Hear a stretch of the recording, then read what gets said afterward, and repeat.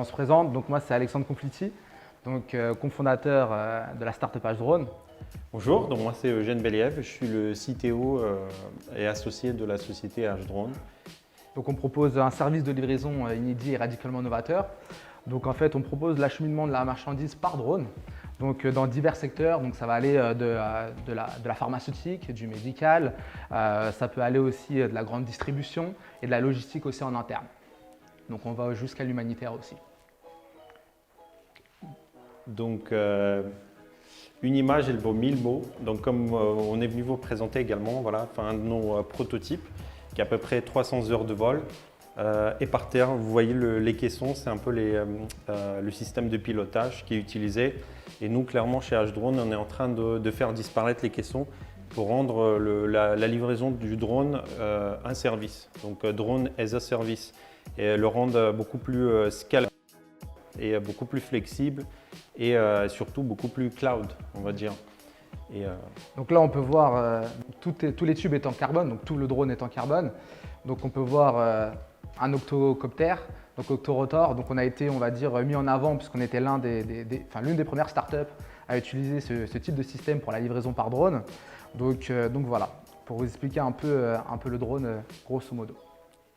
En termes de technologie, on est sur un système assez hybride qui utilise d'un côté une intelligence artificielle pour le pilotage avec on va dire une certaine intervention humaine. Aujourd'hui, au sein de H-Drone, on a un département de training and research qui nous permet de former des personnes, de futurs pilotes et en gros de les former pour que demain un pilote puisse piloter, on va dire, une dizaine de drones de manière asynchrone. C'est-à-dire demain les livraisons se feront, il aura 5 minutes par exemple à Marseille, 15 minutes à Paris, 20 minutes à Lyon. Donc voilà, du coup ça sera comme une liste de tâches. Ça ne sera pas un drone, un pilote. Et en termes de profil, on est actuellement en train de former différentes personnes et c'est des personnes qui sont issues, on a des gendarmes, des agents immobiliers, on a également des cadres qui pensent qu'éventuellement le drone c'est le métier de l'avenir. Voilà. Exactement.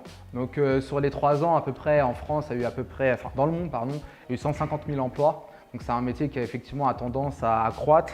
De 2017 à 2018, effectivement, il y a eu le double d'emplois qui a été créé. Donc pour vous présenter un peu nous ce qu'on fait concrètement, donc c'est très simple pour répondre à cette problématique en fait. Donc en 2030, il va y avoir 60% de la population qui vont être dans les villes et le reste c'est 40% dans le milieu rural. Donc nous, effectivement avec notre solution, on va aller répondre à ces 4 points-là. Concrètement, donc c'est une livraison tout simplement plus rapide, donc une livraison qu'on peut effectuer sur 15 minutes par exemple. Donc si on fait un comparatif aujourd'hui avec un camion très simple ou un Ivan, le drone prend 4 fois moins de temps, 3 à 4 fois moins de temps. Donc après le coût de la livraison va être beaucoup moins cher, donc 4 fois moins cher. Donc elle va être à peu près sur effectivement des résultats d'échantillons médicaux, va être à peu près autour de 1,92 € au lieu de 4,92 € pour être précis. Et on va être donc 60% de fois moins cher. Donc là aussi, il y a un grand avantage, c'est que le drone va être 22 fois moins polluant qu'un scooter de 125 cm3.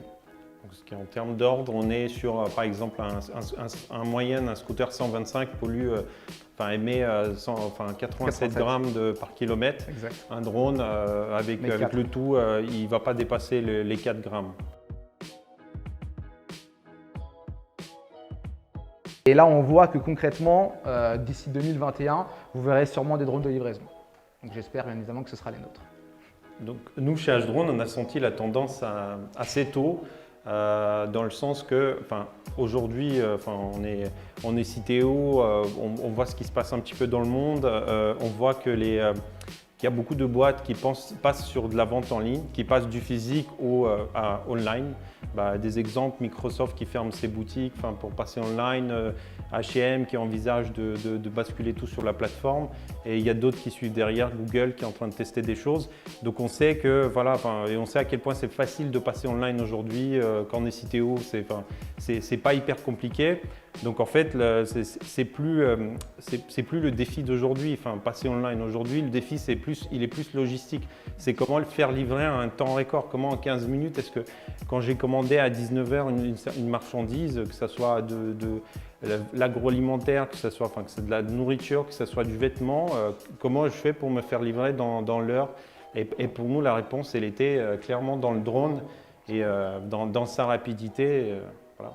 Voilà. Donc pour finir sur ce point-là, les innovations ou les révolutions, les innovations de rupture, on les trouve souvent ridicules premièrement. Deuxièmement, on trouve souvent qu'elles sont dangereuses, parce qu'on peut le penser que le drone de livraison peut être dangereux. Et après, on pense tout simplement que c'est évident. Et nous, on arrive sur ce troisième point-là, où effectivement les législations, comme je disais tout à l'heure, suivent cette évidence-là. Et pour finir, je pense sur la question, si un CTO, parce que je suis CTO et du coup, à savoir s'il doit coder ou pas, je pense que la réponse elle est un peu, elle est là dans la pièce. On est tous CTO, on est là, donc on n'est pas en train de coder. Je pense que oui. Non, contrairement à ce que je viens de dire, je pense que oui, un CTO il doit coder par le fait que l'avancement technologique, on voit comment la technologie, les différents langages, les différents frameworks et techno évoluent. Donc on est obligé de rester au bout du jour. On parle tous les 3-6 mois, il y a une nouveauté qui sort. Il y a des mises à jour quasi toutes les semaines sur différents technos. Donc on est obligé de mettre un petit peu la main à la pâte quand même pour garder, pour rester quand même à jour, parce que on peut vite se faire dépasser en fait. Donc, voilà, c'est la petite réponse à la question. Merci beaucoup.